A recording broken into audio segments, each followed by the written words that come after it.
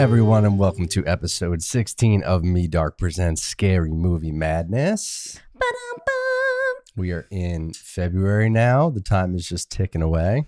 Crazy. January flew by. Yeah, so this is obviously this is the month of Valentine's Day. You got your Valentine's Day shirt on, kind of. You're mixing it with the horror stuff. Little mix. So we have an exciting show today. We actually have two of our all-time favorite horror movies to talk about here. And I thought they were kind of fitting leading up to Valentine's Day because they do sort of have like a romantic theme to them in some way, shape, or form. Yeah, I guess. Loosely defined. One dealing with young love and lust, and the other one just a complete chaotic masterpiece in my mind. Yeah, pretty much. So I didn't want to waste too much time up front. I did just want to mention that the Godzilla vs. Kong trailer came out. And I know you don't care about this stuff I because really don't. You're not a monsters nerd like me.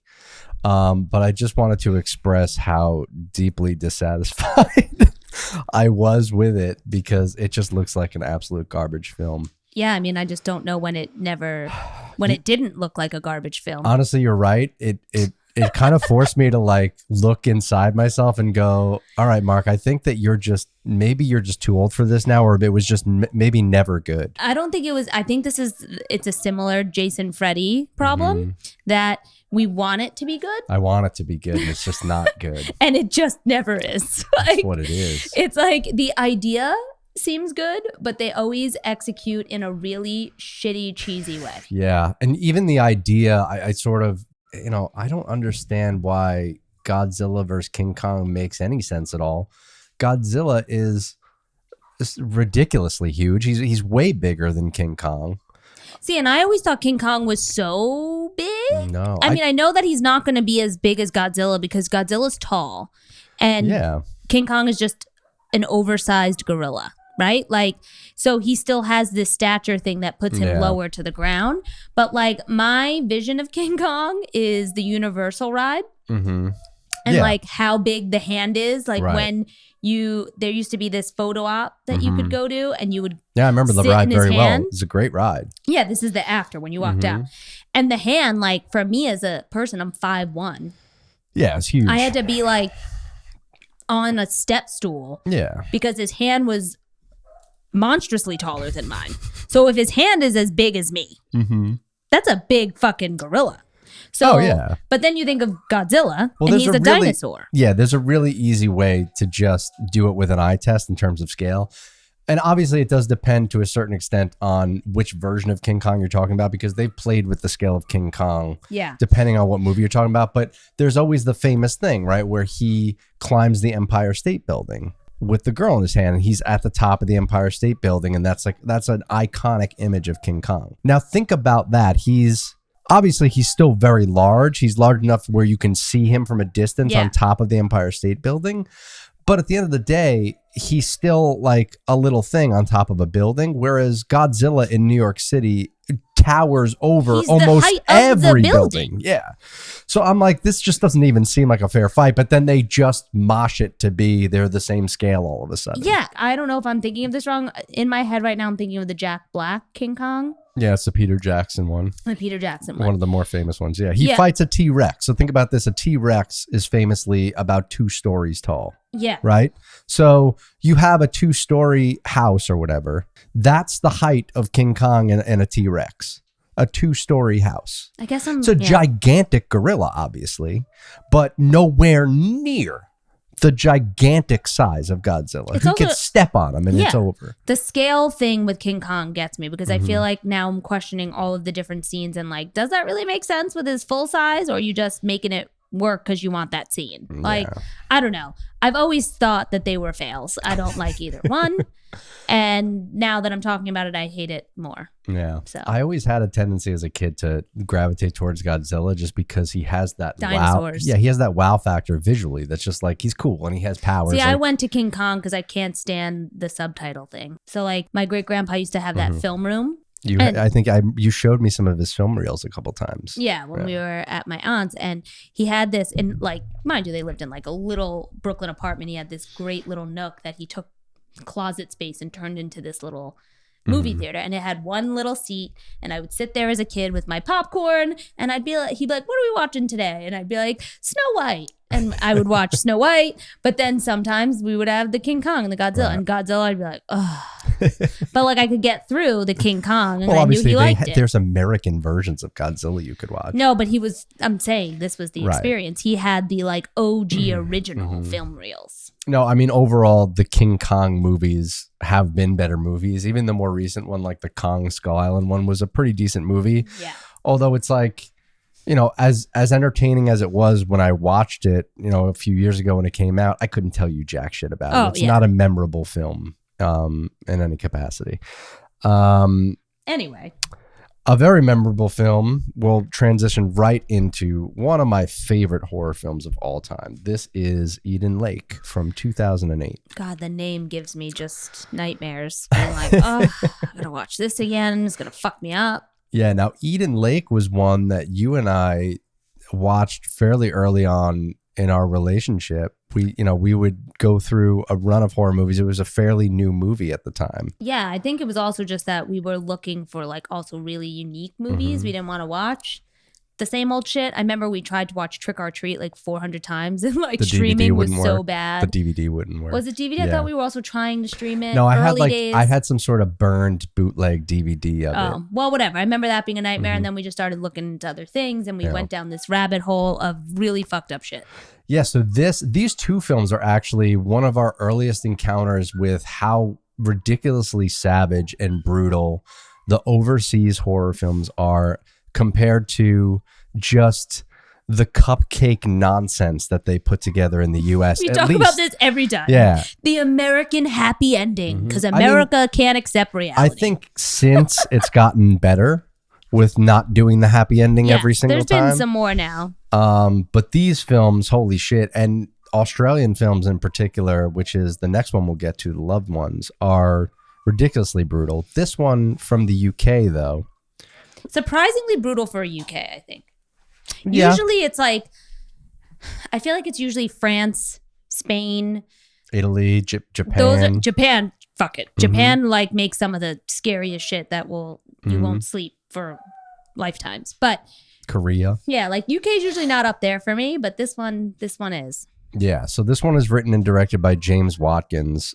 His other big he hasn't really done much, but his other big film is The Woman in Black, which I avoided just because it just sounded like a cheesy kind of movie. But now that I know that it was him that did it, I kind of am interested to go revisit it. Agreed. Like with how much this movie ranks high in different areas. Yep.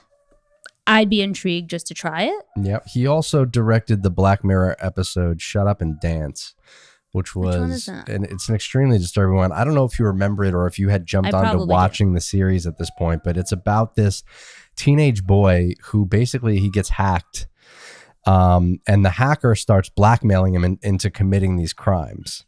And there's like a crazy twist at the end that you never see coming. And it's one of those episodes, obviously a lot of episodes of Black Mirror sort of leave you like, oh my God, like what did I just watch? But this is definitely up there in terms of like the holy shit, which makes sense that this guy, James Watkins, did it because, I mean, he just has that in him. Yeah. So this one stars the great Michael Fassbender. He plays Steve, and Steve is taking his girlfriend, Jenny, played by Kelly Riley, on a romantic getaway. So there's your Valentine's Day tie-in, the loose tie. First of all.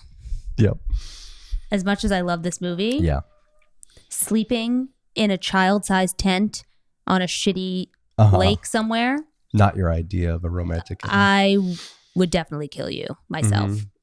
Yeah, there's something about nature and the quiet and stuff like that people do, and the beautiful landscape and nature that people do find romantic.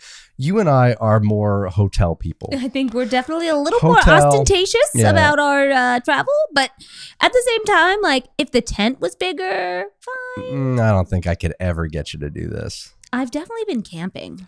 No, I know that, but it's not a choice that I want my boyfriend to make for me.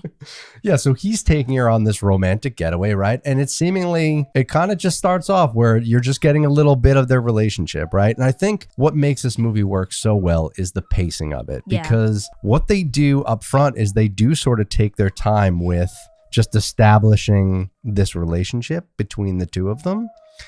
And it does kind of feel like, is something going to happen? Like when you do first turn this movie on, it almost kind of feels like Is it a love story? It's a little kind of boring. Like they have like a little bit of like banter, but it's not really that entertaining. They're a cookie cutter life. She's a teacher. They're pretty decently off, like they're moving their relationship along. They're happy. There's no quarrels. Like they're just a peaceful couple living their life. And you're like, all right, great. Exactly. But it does end up being important to the rest of the pacing of the film, because once the conflict does start, you're like this the whole freaking time. And I remember saying it, last night when we watched it, I'm like, we're 20 minutes into this movie, 25 minutes into this movie, maybe. And I'm already just like terrified at the situation. And I already know all the crap that's going to happen. Yeah, we already saw it. And I'm like, this is how you do a horror movie. You don't let the audience ever feel comfortable. Not for a second. Like keep everything super tense and suspenseful. And that's what this movie does so well. Yeah. I mean, I think I started by just being all cozy next to you on the couch. I was chilling. And then like, as soon as these fucking kids show up, I'm just like up and I'm like, ugh. Like it gets you in your soul. I know. The way that they wrote the characters, the way that the story starts to unfold pretty early too. Like I don't think it takes a long time, which is good. No, it is about 20 minutes of setup. Yeah. About. From that minute, maybe even less, actually. Yeah, that those kids are just fucked up and some shit is going to happen.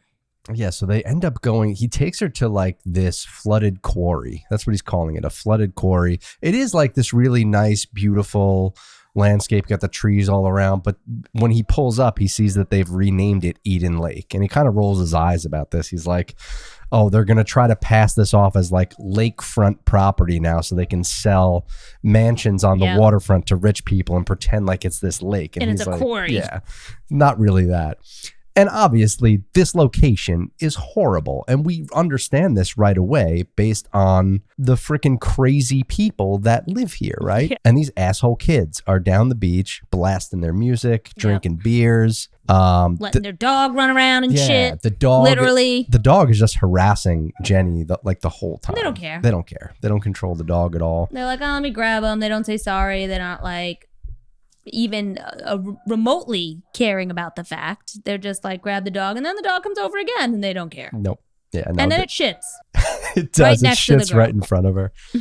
And what makes it so frustrating is, and I kind of said this to you, is like, you're dealing with basically a group of teenagers. Maybe they're in their mid-teens. Yeah. I mean, their ages kind of vary a little bit. The main guy, what's his name? Brett, played by Jack O'Connell.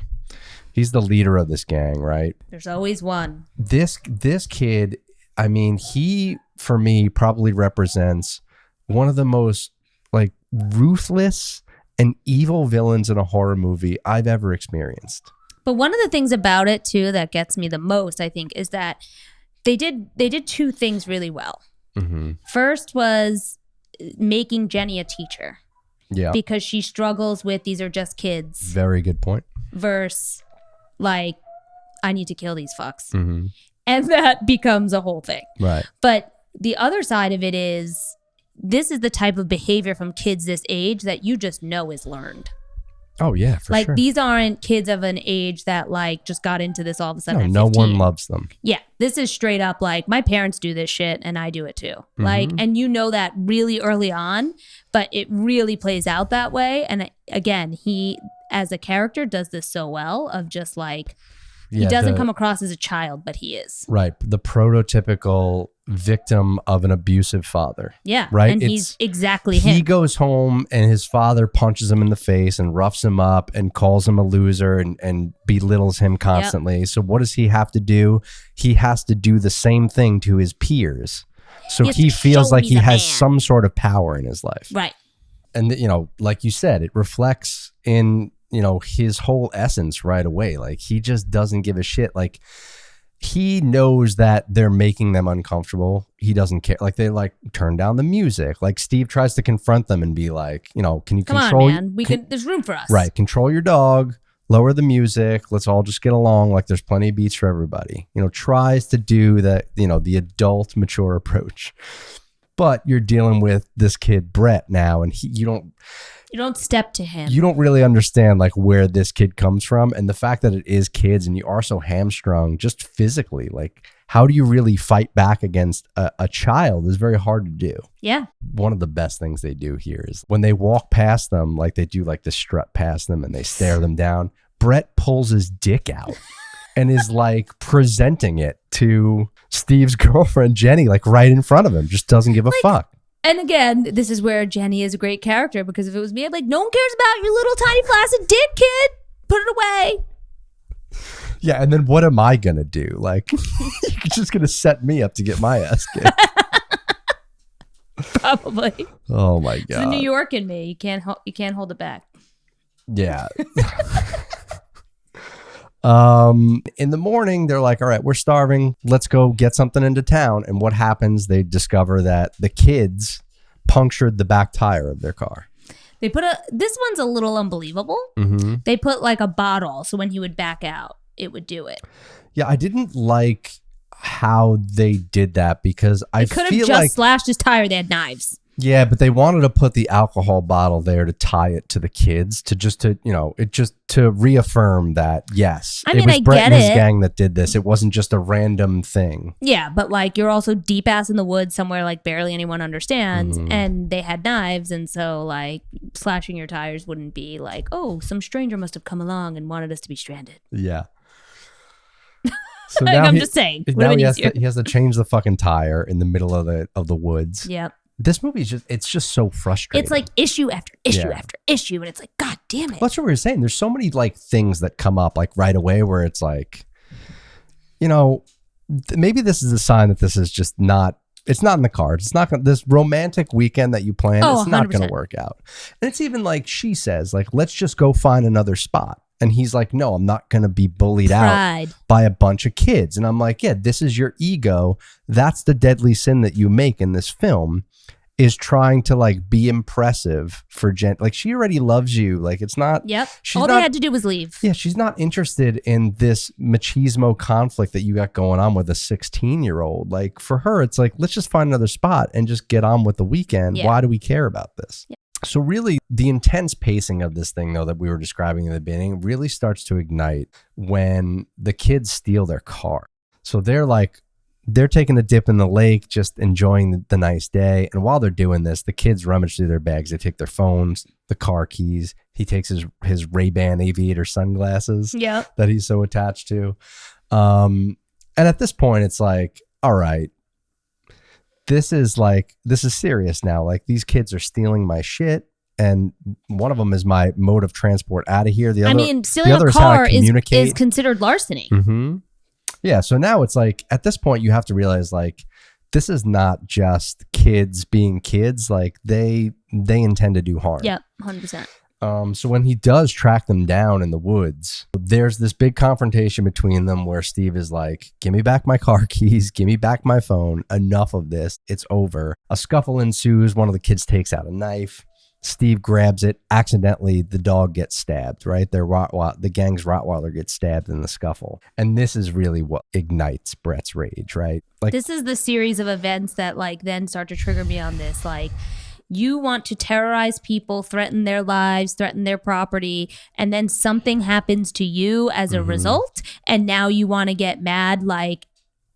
What the fuck, dude? It's I don't know. You were just stealing from me and letting your dog bark in my face and shit in front of me and didn't care, and then you attack me with a knife and you're mad that your dog got stabbed? Right.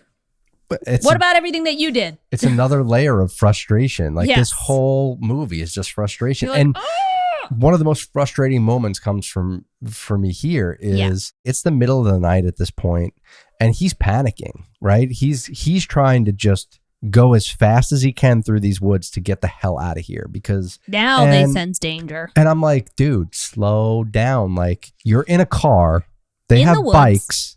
Even if you go 25 miles an hour, they can't catch you. 100%. And not only that, but like this isn't woods with a road. No. Like the entire trip is like it's treacherous. Kind of go this way. Oh, wait, tree. Right. And then like all of a sudden you forget that that's what you're driving on and you're just like right through. Yeah, of course you're going to hit another fucking tree, bitch. Yeah. Like, yeah, there's huge drops in terrain. Like everything's uneven. It's dark. Yeah, this is his second sin, right? Is panicking in the face of stress and pressure because they crash and a branch comes through the window and ends up like pinning him to the front seat of the car. And now he's just like, what the hell do I do? Like, yep. Then he's like, you got to get out of here. Go call for help or whatever, and then come back. I'm like, no, if that was me and you, I'd be like, we have to get me out of this situation because eventually they're going to catch up way before you can go call for help. 100%. And then that situation's going to go from bad to worse to potentially fatal. So you and I would have been like, no, we have to get me out of here. I would have gotten you out of here. Yeah. So push the seat back. Frustrating again, right? Because it's just he's panicking and they're just making poor decisions. Yeah. And that's what I mean about like the pace of this movie is like it's sort of like it's a slow put. They're slowly pushing the ball down the hill. Yeah. And then once we get to this point, it's just like a steep, 100-foot incline of you just falling. Decline. Yes. But yeah, I mean, I think it's also easy to say like, oh, he's panicking, and if he wasn't, but like, yeah, I probably would be panicking somewhat in these situations. But there's definitely a different level of problem solve mindset that the both of them were lacking. But I think, from this point forward, I think Jenny gets a little bit smarter as she goes. She does. She's a badass for sure. Yeah. He's tied up with they tie him up with like barbed wire. I don't know where they get all this shit from. This movie doesn't do a good job with that. Like, first of all, why are they in the woods overnight, or how were they in the woods overnight? Without nobody being concerned about their whereabouts, because this transitions now. They pull him from the car, they tie him up, and then it sort of dissolves into the next morning where we see him tied up. So the movie doesn't do a good job in that regard. This is like one of the flaws of this movie that always kind of stuck out to me is like, why not just keep the setting at night? That they grab him, they tie him up, and all this just takes place during the night. It's one bad night. It could also just happen that like they found him in the morning, like they gave up at night and they happened to find him in the morning. But yeah. No, because we see the scene beforehand where they attack the car like a pack of wild hyenas and he's right outside. Yep. But this scene, man, holy shit. This is how you do an uncomfortable horror scene. Ugh. They each take turns by the order of our psychopathic gang leader that we're all gonna stab him. So we're all involved and it's all on video and none of y'all are going to say anything about this. Yeah, so they're all in it together, right? So this is his way of affirming that, all right, we're in this now and shit's going to go down and I need to make sure that all of my friends are equally a part of this so that everybody's lips are sealed. Yeah, but I'd be the smart kid who was like, yeah, go ahead, film me all you want, but everybody knows the snitch is the one who gets free first. So... But I mean, don't they do such a great job though with the other kids who are uncomfortable with this? Yeah, I mean, there's really only two who are like kind of gung ho, right? Mm-hmm. Like there's the leader. Who is the other kid? I don't remember. I don't even know if they really say the names. Mark is the other one who's like, yeah, he was a psycho. He's the one with the box cutter. Yeah. So. Those two are the ones who are like in this, right? And there is one other guy, I forget his name. That's kind of the quiet one, but he's in it, but somewhat. Like I think he's in it. He doesn't really say anything. He doesn't want to be slashing people or killing people. Like some of these kids are like, just little hoodlums who are into destruction. God, I mean, but like it goes down that line from like, the like very scared one, to the one who's like kind of middle ground. And he really does convince every single one. And not one of them stands up to him when like there's three of you. Mm-hmm. At least three of you don't want to do this against two. Throw the girl in. Now you got 4 against 2. I mean, it's just peer pressure. It's that peer pressure thing, right? And we kind of, as you get older, you kind of lose touch with the power of peer pressure, right? Because it loses its effect on you the older you get most of the time. But yeah, I mean, how impressionable you are as a mid-teen or like a coming of age. Yeah. And you obviously these kids come from an environment that's like super machismo, macho, be a man, you know, that old adage of like, and this is like what so many young boys struggle with. And then not having a good support system on top boys of that. Don't cry. You could totally buy into yeah. them being in this situation and having zero power to do anything about it. Yeah. During this exchange, Jenny uses this as an opportunity to try to connect to his phone to somehow I think call it was the that police. like her phone wasn't getting service, so she was trying to tether off his phone. But like the way that it would work was that you're basically like using the other phone. So she was trying to call because she knew they were close by, but she didn't know it was going to work like that. Yeah, because it reveals her location, right? And this starts the hunt for her. And amazingly enough, they end up, you know, meeting back up, her and Steve, right, in the middle of the woods, like with them both running, because he's able to escape with a crazy burst of adrenaline. But that adrenaline is like, again, they do this really well because it's fleeting. They use it correctly. He uses it to get out of the barbed wire tie. But after that, he's like on the brink of death. Like, oh yeah, I mean, like he's got to be losing blood from every inch of his body at this point. My God. The number of stab wounds, the number of slices, the barbed wire on the wrists, like these Absolutely are all key brutal. parts of your body. Oh my God, I'm dying already talking about it.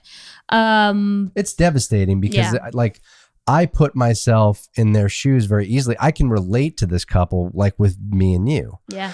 Where like, this strikes fear in me, this movie, because it really puts into perspective in my brain. I go, well, what would I do in that situation?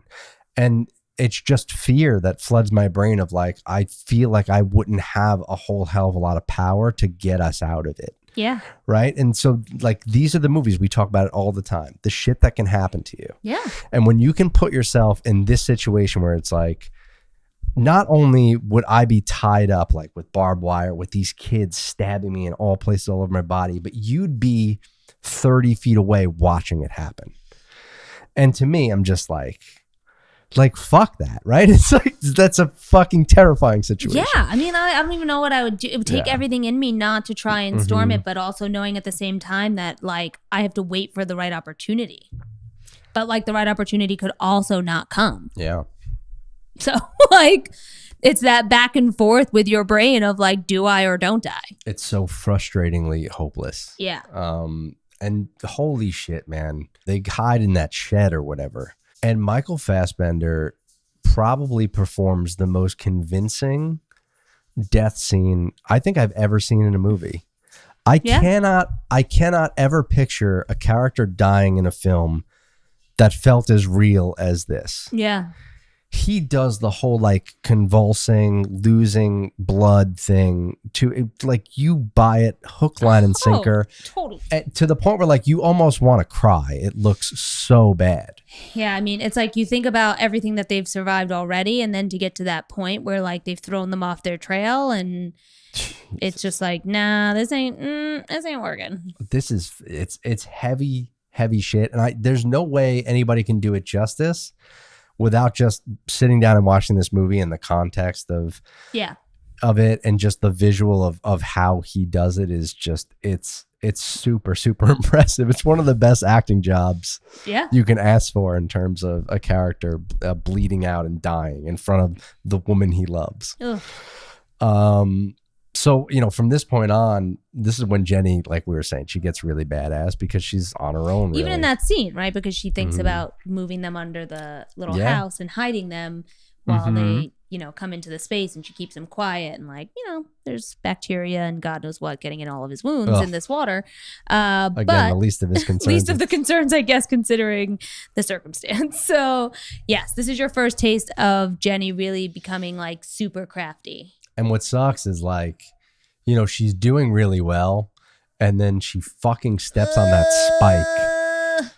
And I love the shot. The shot that he gets. He cuts to that wide shot of the spike in the ground, and you just see her running, and steps right on that fucking thing. It's a nightmare. Yeah, you feel it.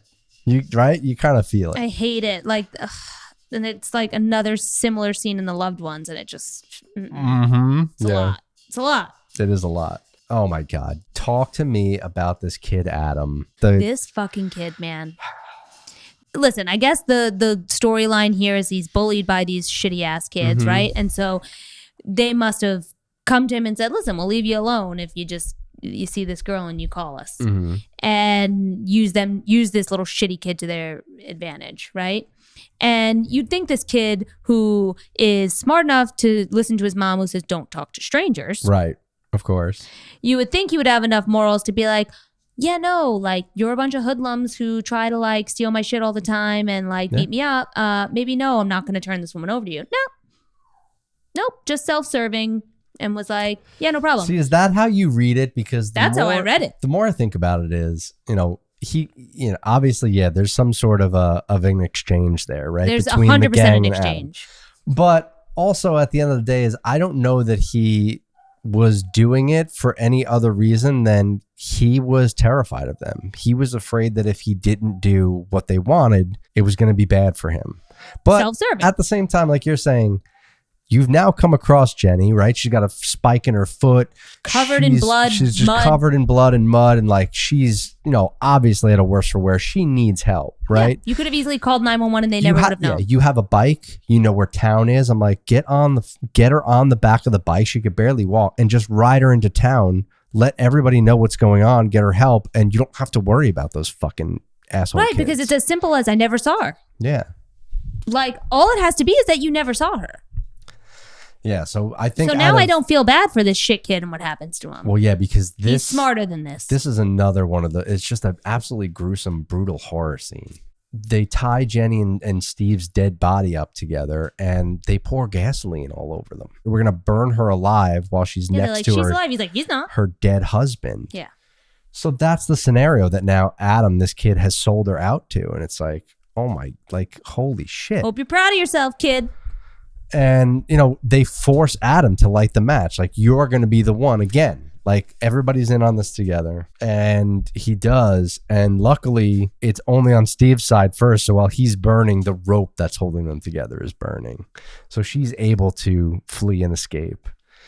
And what happens here is Brett blames this little mishap on Adam. No, it's not even just that. This goes back to the teacher thing. You got to catch it like real quick because it's from far away. But they use him as a pawn by saying like, I'll light him on fire if you don't come back here. And she has that moment of struggle. Like, I'm letting this little kid die. Even though he did me wrong, like he's being blinded by these kids. And she's like, fuck it. Right. Because if it's not him, it's me. It's going to be her, yeah. Yeah. Again, this is just like another survival. It's another frustrating situation where it's like she's just constantly faced with these impossible choices. Yeah. And this is what I love. No answer's good. Yeah. It's what I love about the writing is it's a horror film. It's, give me a sense of dread and discomfort and not this like arc of, I know that a certain character has to survive in the end, so I'm not worried about anything she goes through. Even if that were the case here, she went through some shit along the way. This being one of them, because Brett lights Adam on fire. He puts the tire on him. And lights him on fucking fire in front of everybody. And is basically dancing he's like around. Wild. It's not even like he's dancing, I don't think. I think it's like he's so out of his fucking mind that she got away again. And like it's that buildup of his rage. Like his rage is another level. This whole movie is one giant would you rather that ends in nothing but bad things. Like it is. There's nothing but bad things. It's like, well, I could choose to die now or keep going and land on a spike. It's like, all right. I guess I'm going to land on the spike and see what happens. And then it's like, oh, okay. So now you're going to stab this kid and see what, and then your next choice is going to be to do X, Y, Z. And you're like, all right, I'm going to stab the kid. Yeah. Like, like it just it's keeps like one going. Of those interactive Black Mirror episodes. What's that? It was like a book. It has a name where you like choose your own adventure kind of book. Yeah. It's that, but all the worst things possible. Did you do that because Black Mirror did that on Netflix? Yeah, we did it together. I think they did one for Unbreakable Kimmy Schmidt too. Oh, I where love like that. You can like it's like a choose your own adventure. I like it in books better because I feel like you get lost easier and you get different outcomes more. But yeah, I like the idea. Yeah, they haven't quite perfected. There's not enough the right way to do it on interactively for video, but I feel like what they've started with so far is interesting enough, and I hope they I feel like there's only so many paths. I feel like some of the paths converge, and it's not unique. It was also like there was only one path you can take to actually get to a finish line. Other ones would like repeat you back until you got to that. Exactly, that's what I mean. Like in the book thing, like that doesn't. You could have different endings. Like a long way to go. Yeah. Yeah. So absolutely, just brutal scene, and we get more of this from Brett. Ends up like beating one of his friends to death with his bare hands a little later on, and stomping him on his head. And now it's just like, it's no longer even just like, all right, this was your dog to begin with. Now this is multiple people. Mm-hmm. Like you've now killed one man by stabbing him repeatedly and then setting him on fire on a tree. Now this other kid dies as a result because he's in the mix of it. Now you kill his brother. Yeah, there's like 4 bodies now. All on your hands, dude. As badass as Jenny is, and she does everything that she could do, right? From hiding in this disgusting dumpster, to she makes that glass dagger blade. She ends up stealing the car to escape, right? She actually does manage to get into a car, and she's on her way to freedom. But because they're in the middle of nowhere and it's pitch black, she crashes her car because she can't see another car pulling out in front of her at the last second. She ends up at Brett's house, like where his parents' house. It's the wrong fucking house. And they're like having some like sex orgy thing. I don't even know what's going on. No, they were just having like a block party. I'm pretty sure like the pool, they were like not dressed. But I don't know. Maybe I made that up, but it was weird. And maybe it's basically all the parents of all the kids from the gang. And when they discover this, it's just like, now not only are you dealing with the kids, it's now the parents, and they've learned that, oh, by the way, some of our kids died. Right, because I'm sure Brett called and was like, this couple went crazy and killed this one and killed that one, and they're all gone. And, they're in this mindset hearing from their little boy. What an absolutely dreadful, hopeless ending. Yeah, and then she's locked in the bathroom, doesn't even have a window that opens up.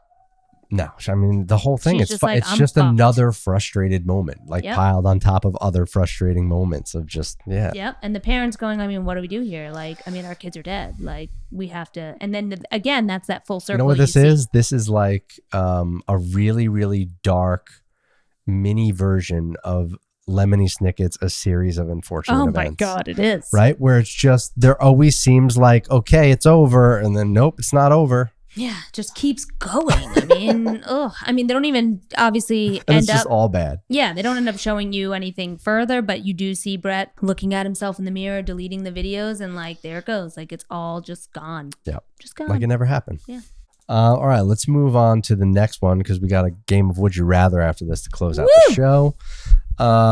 This is The Loved Ones, the aforementioned Loved Ones, written and directed by Sean Byrne. This guy did The Devil's Candy, which we also freaking loved. The Devil's Candy is great, yeah. That movie is bizarre. Yeah, no, it's wild. And Jesus Christ, so is this one. This is a heavy hitter. If you've never seen it, stop listening. Holy shit, go watch it, because again, it's going to make you feel uncomfortable and it's going to fill you with dread. Both of these movies will, but in a highly entertaining fashion. So the premise here is it's the end of school dance. We got Brett, played by Xavier Samuel. He gets asked to go to the dance by Lola, right? Lola, played by Robin McLeavy. Holy shit, you love this character, Lola. She is a weird human. That's the best way that I like. She's the girl in school that you're like, yeah, she's a little off. Something's not right with this one. And you could tell right away, like the performance that Robin McLeavy does it's brilliant right from the jump. Like you really get a sense of that kind of uneasy awkwardness of Lola. Yeah, it's the very messy, undone half pony for a high schooler for me. That told me all I needed to know the minute we saw her in that film. Yeah, the whole getup just works. Yeah, I was like, And there's such a heavy emphasis on like these kids being like kind of like rock and roll kids. Like these were like the metal kids, I guess, during the time. And she's like a princess, right? She wears pink. Like, I wear pink in my half ponytail and my glitter eyeshadow. And I'm like, everyone else is looking at you like, bitch, what planet are you on? Although that was probably me. So going after the rocker boy. There you go. Always. Yeah. Yeah, so she asks him to this end of school dance very creepily, and he politely turns her down. No, I'm going to He has a girlfriend. I'm going with my girlfriend, Holly. I'm sorry, but, I do have a girlfriend. Again, in a world of people who are logical, realistic, and have morals, that would be like, oh, okay, that makes sense. Yeah. Not to Lola. So Brent is like this. He's got this dark side to him, too, because we learn pretty much right away that he holds himself responsible for the death of his father, right? He's the way that this movie opens, like he's in a car with his dad and they have a great relationship. And there's this male figure just in the road, pops out of nowhere, just covered in blood. And Brent doesn't see it to the last second, swerves, they hit a tree. His dad dies in this accident. And this is where we pick up with Brent is like, he's not really okay. He wears a razor blade around his neck. He has these cut marks all over him. Yeah, he's a cutter from the trauma. What is up with that? The cutter thing. Why does that happen? Do you know? I've actually read a lot about it. A lot of it comes from people wanting to feel something. So a lot of people will explain it. It's not necessarily like a suicidal thing. It's not like they're doing it to die.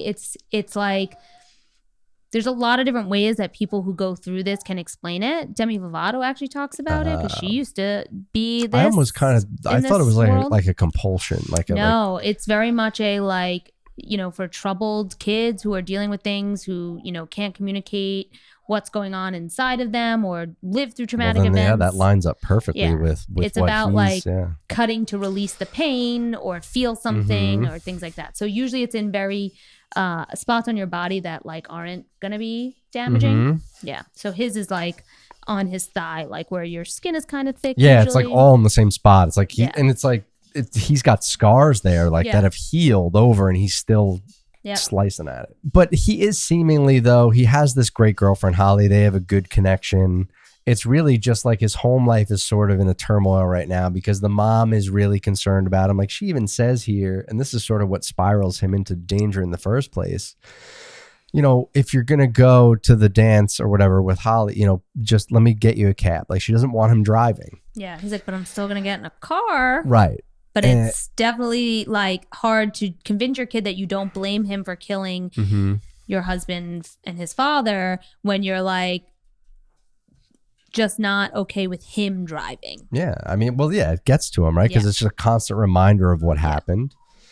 So he runs away as a result of this. They cut into this slow motion, kind of artsy fartsy kind of montage sequence with him climbing the cliff with no harness, and then he kind of holds on and pretends he's gonna let go. Again, it's the feel something. Yeah, it's the idea of I could just go right now, but then again when he slips and he realizes, he goes no, and he keeps going, right? It's all of those little scenes throughout this movie are super symbolic for his mental state, I think. It does. It all ties in nicely. Yeah. It's when you really start picking it apart like this, especially watching it again for us, you really start to see that part. But unfortunately, he makes it over that cliff symbolically. And he gets abducted. Yeah. Is it the chloroform again? Fucking chloroform. God damn it, people. Cut it with the chloroform. So before we dive into the abduction, this stuck out to me, again, now that we're watching this movie for the third time. Yeah. His friend Jamie and his date to the dance, Mia Valentine. Do we need them in this movie? Yes. Why? Because the point is that it's the circular tie to Mia's dad is the cop. Mia's dad's the cop. Right. And he's later on a big savior for Brent. And then, but that it's the guy that he hit. The guy he swerved away was his son, Mia's brother. And so it's this it's this little connection of it being a town thing and that everyone's affected by it. Right. So I do think that it's a small thing. I don't think they spend so much time on it where it feels heavy. I feel like they do. They juxtapose Jamie and Mia at the dance, and Mia's just getting fucked up. She's smoking all the weed, she's drinking all the booze. Because part of this is mental health related, and they're showing you the trauma that this kind of stuff does to people.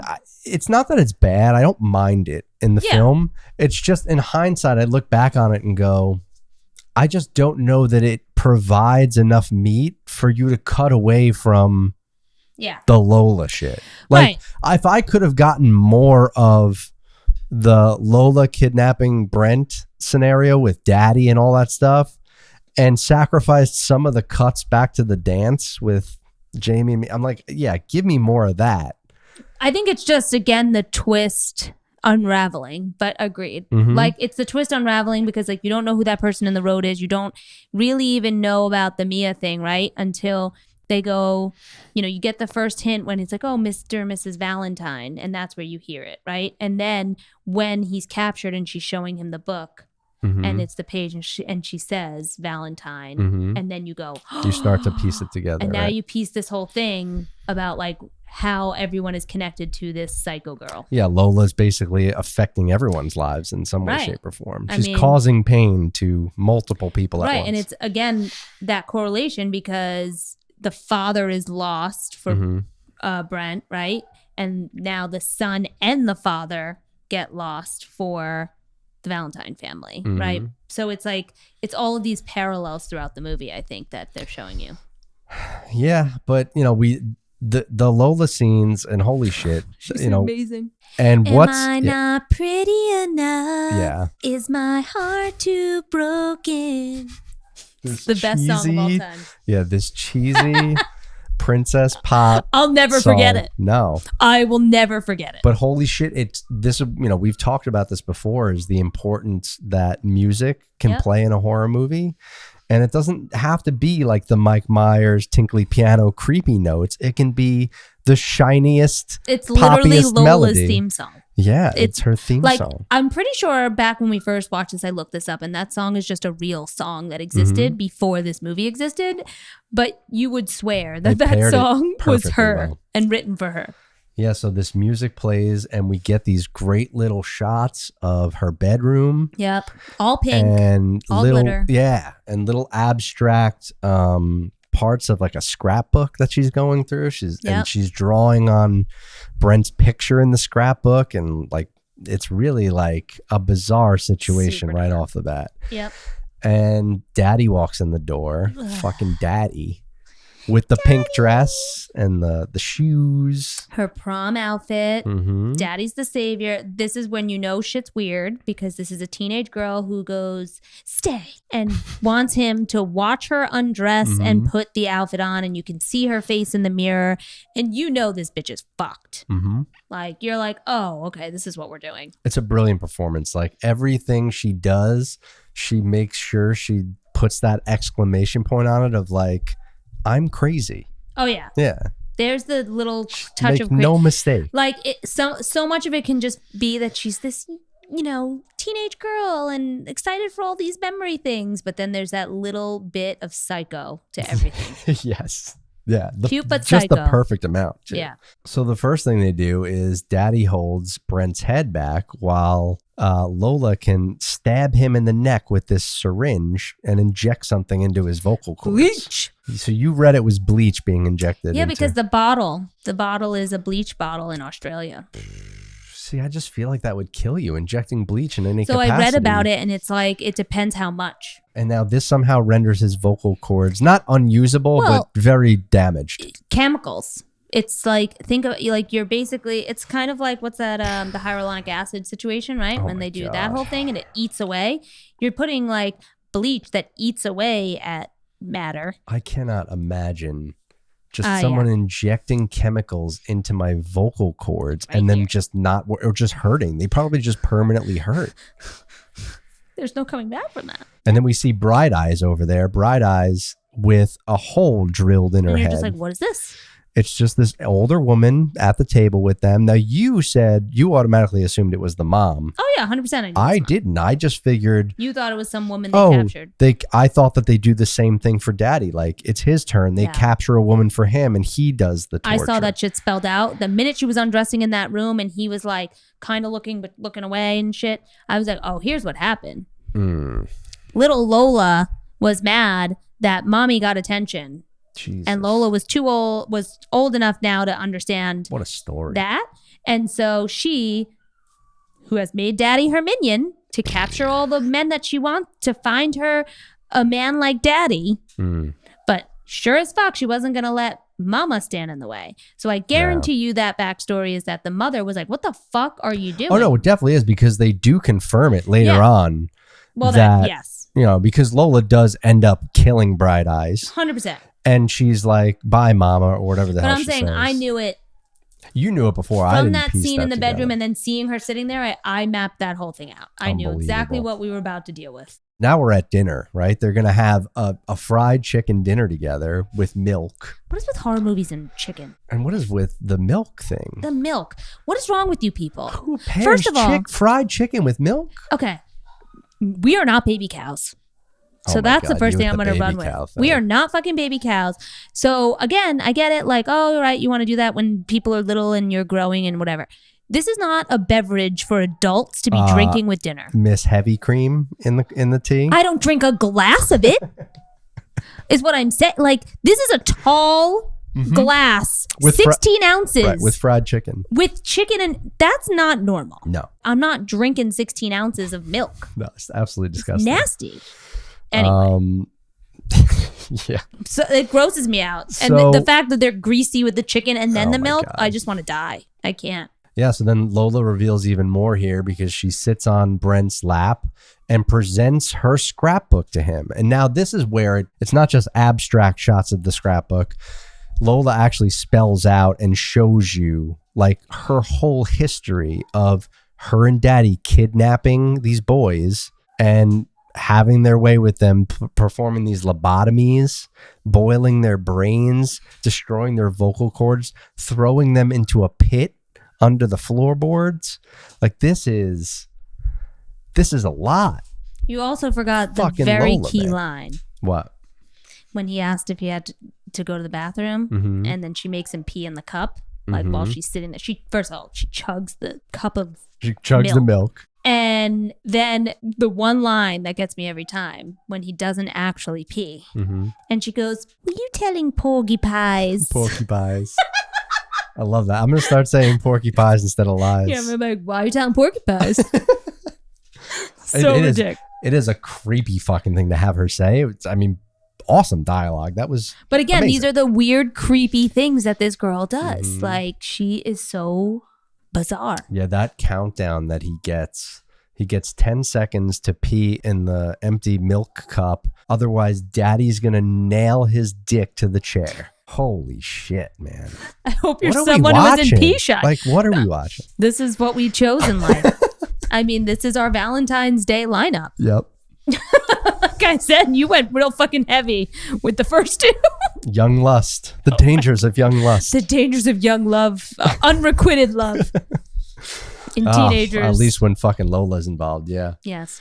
Brent does have one little escape attempt that fails. He ends up like so close. He's like, I'm gonna climb this tree to get out of this. I'm like, dude, hop the fence. Literally, he could climb the tree, to get away from them, and then hop and run, and he would have been good. They just throw a bunch of rocks and knock him down. He doesn't even try to get away from it. But then, but what's the reward he gets for this escape attempt? That's what I mean. Yeah. That then leads that was your one shot.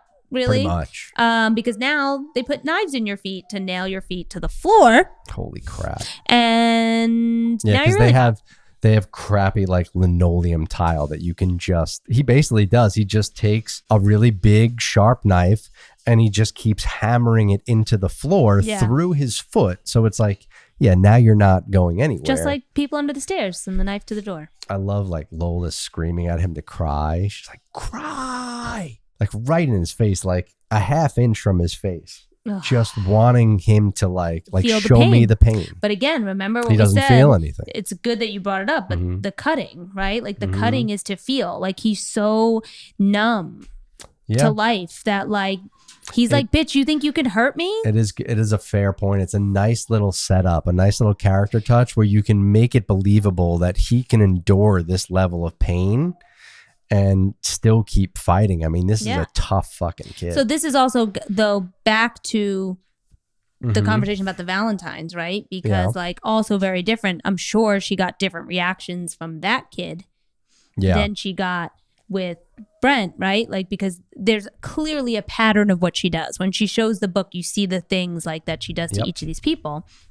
Horrifying. And again, it's all because like they basically rejected her. These are all kids that rejected her, and so now they have to pay. But I mean, how disturbing though. Like disturbing.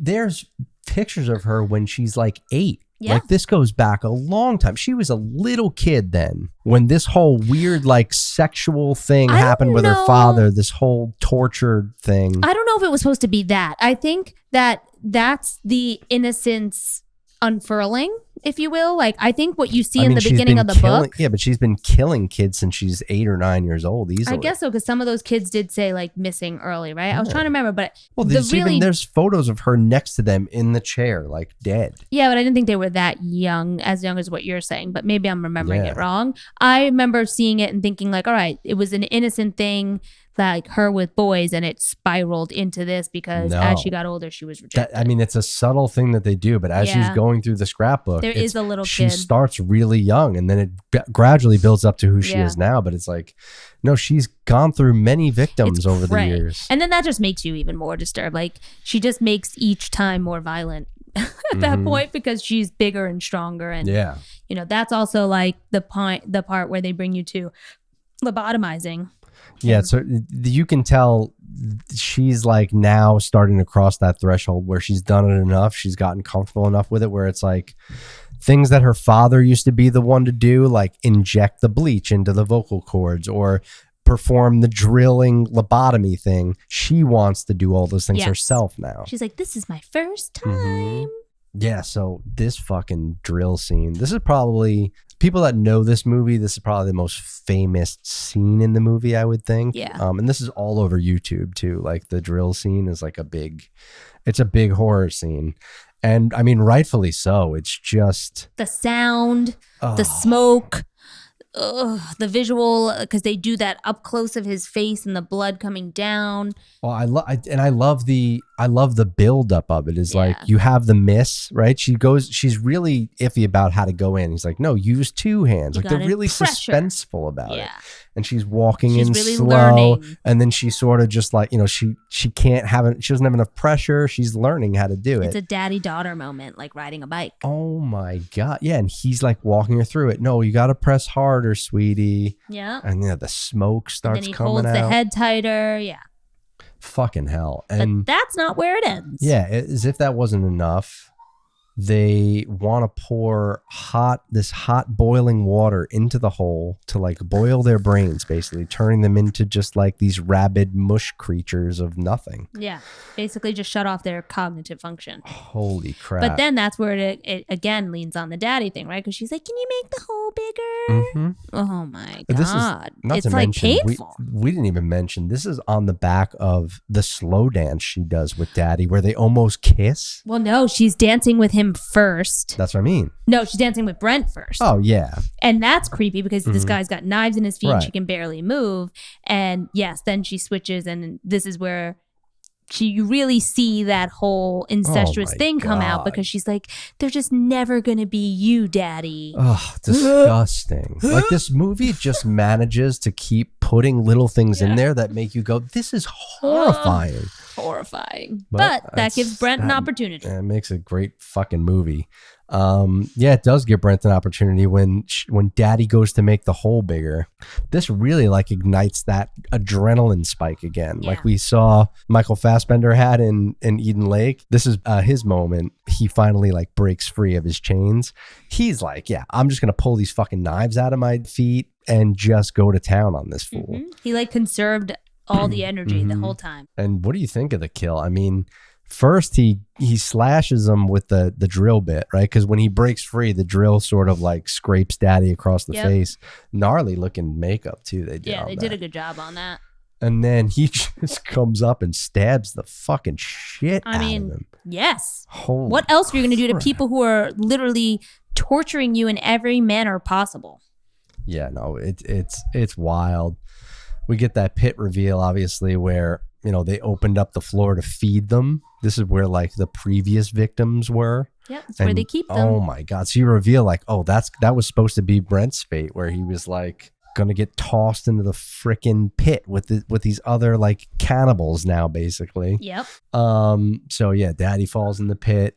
But Lola gets Brent in the pit, and now Brent has to like fight off all the previous boyfriends that are in there. Like, Jesus, they just add layers and layers and layers on top of this fucking thing. But that guy, again, it's like it's symbolic back to that moment off the cliff, right? Like, I could just give up. Mm-hmm. But like, he always finds that like little spark to keep going. So, yep, he makes it through killing those things, but then this is insane.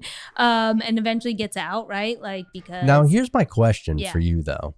This whole thing turns on its head when Holly has like an epiphany in the middle of the night and calls the cop, and then the cop goes right to Lola's house. But they don't really ever reveal like, what did Holly know or how did she know to tip off Lola all of a sudden out of nowhere? I think that there was I feel like I'm gonna shoot I feel myself like I in the lost foot. I lost that whole thread. I think that this goes back to when she wanted to know who asked him out, and he didn't say something, but he gives like a little bit of a clue, and something there is triggers it, where she's so distraught, she's thinking of everything. She's trying to think of everything to get a clue of where the hell he is. Yes.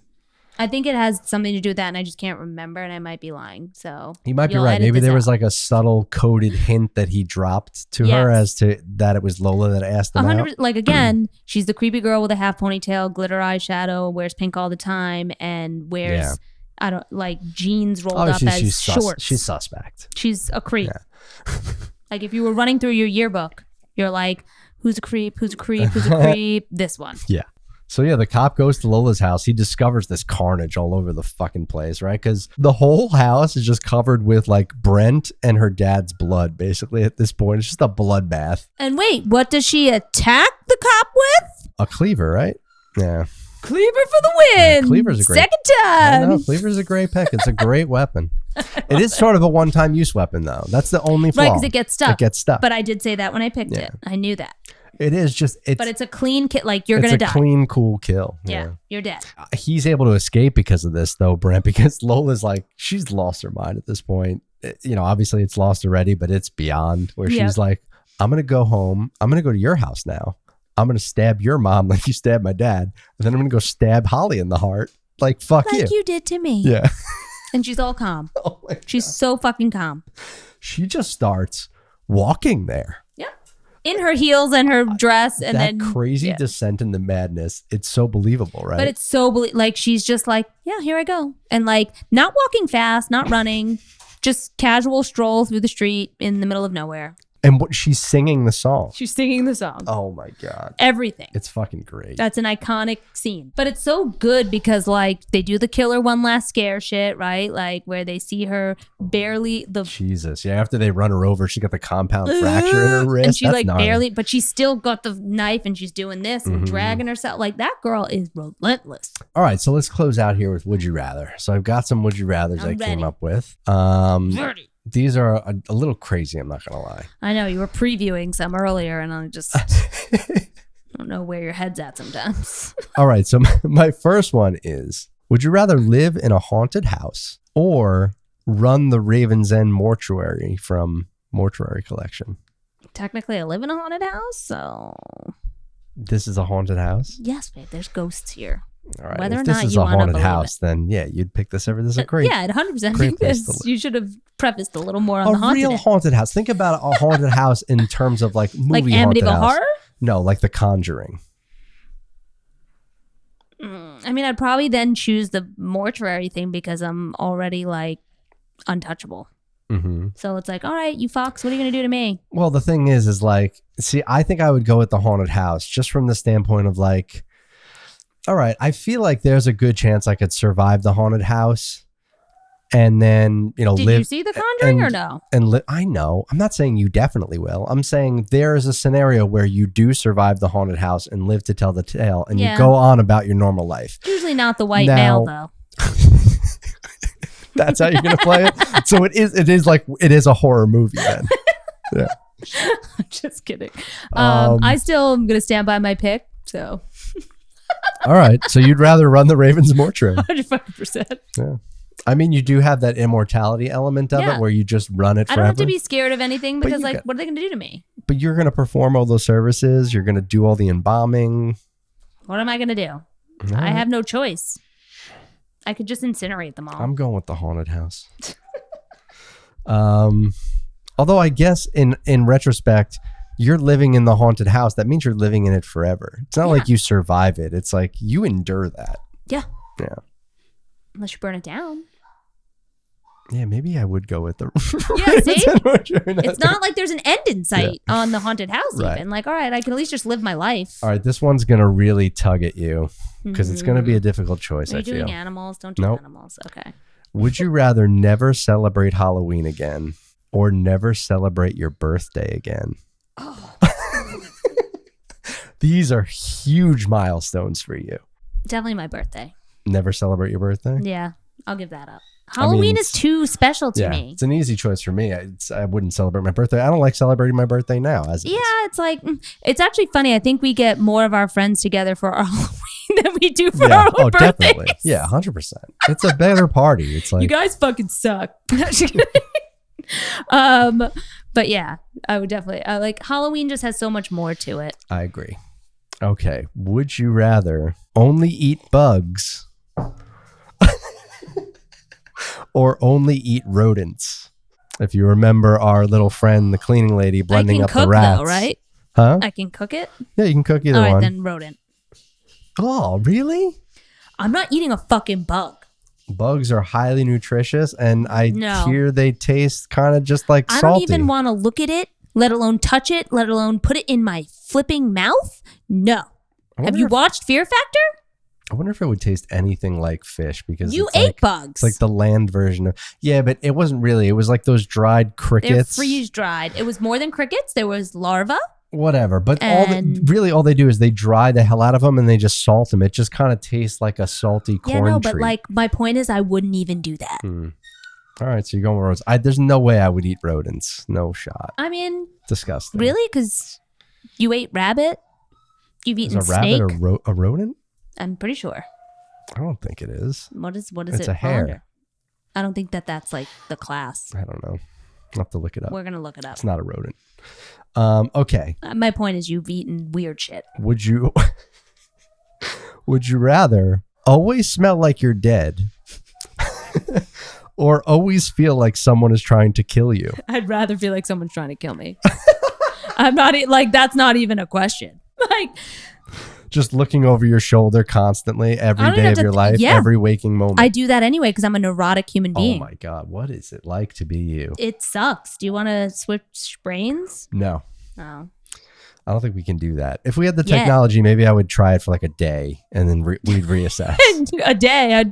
I would actually make bets you wouldn't last I think you would last maybe 3 hours. That'd be dope though. If like at some point we could just like, I could download my brain to a hard drive chip and you could download yours and like we could just like podcast swap them in. You just hear my thoughts rolling for an entire... Oh my God. You would literally shut it off in an hour. Insane. If you got that far. Yeah, I think I would probably always feel like someone is trying to kill me. Yeah. Yeah. Like, I don't even want to smell like you're dead. BO from one day of not showering. Like, you want me to smell like I'm a dead carcass? Yeah. No. All right. This one was kind of inspired by our boy Brent trying to climb the cliff without a harness. So, would you rather climb a 25-foot cliff with no harness or tightrope across a 12-foot rope without a harness? Same height. I'll fucking climb. You'd rather climb. This is awful. Yeah. All of these things are terrible things for me. Yeah. Just so we're clear.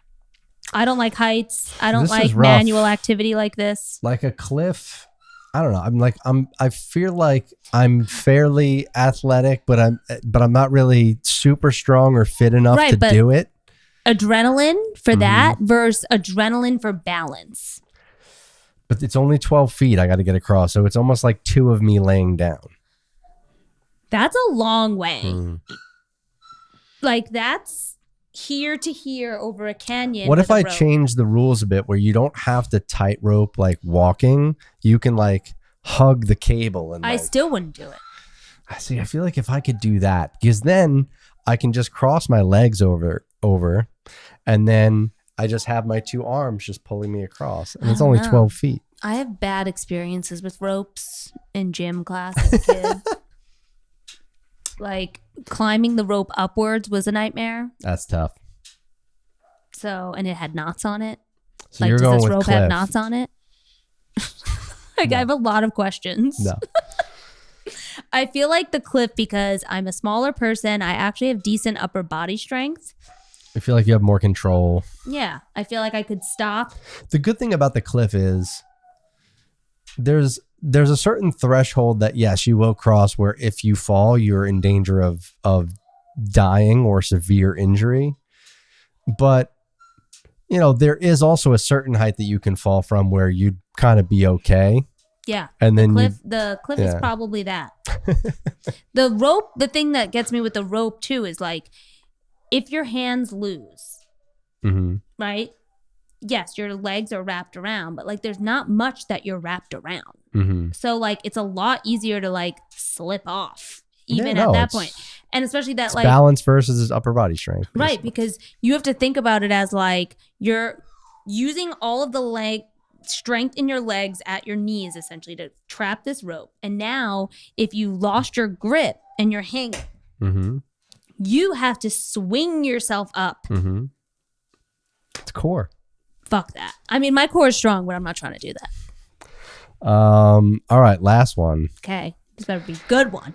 Be constantly surrounded by flies. Or you conjure a spider from your mouth every time you burp. I'll fucking be surrounded by flies. But that's all the time. I don't care. Just annoying buzzing flies. Yeah, it's how not often? A fucking 8-legged spider in my mouth. Yeah, but how often do you burp? A lot. I don't know. I don't know why you're making me admit that on a podcast to the public. Okay, on average, at least once a day. So you would conjure a spider from your mouth a day? Yeah. No. But it's just going to crawl out of your mouth and you just kind of smack it away. I will die. Literally, I would die the first time it happened. I won't die from flies. Amazing. I would take the spider conjure from my mouth every time. I would like make money off it. I'd be like, look at this magic trick I can do. Ready? Yeah. And then a freaking spider comes out. Like nobody would be able to figure out that trick. I would make money off of it. I'm dead. But I knew you were going to pick flies. Yeah. You knew the minute you put spider in the equation that whatever the other one was had to be horrendous because I wasn't going to pick the spider. All right. Well, that's it. That's our episode. We will have a Valentine specific episode for you next week. And I promise by the time this podcast is posted, there will have been a contest posted. So last time, jerk. Yeah, just go back to the Instagram. I was gonna do it today. Okay, I gotta get paid. I'm just messing with you. I'm just saying. Maybe the crowd wants to amp up the likes and the subscribes and the views so I don't have to work anymore. But until then, but I promise this week the contest will be up. Awesome. And then until then, remember, we don't give awards for art.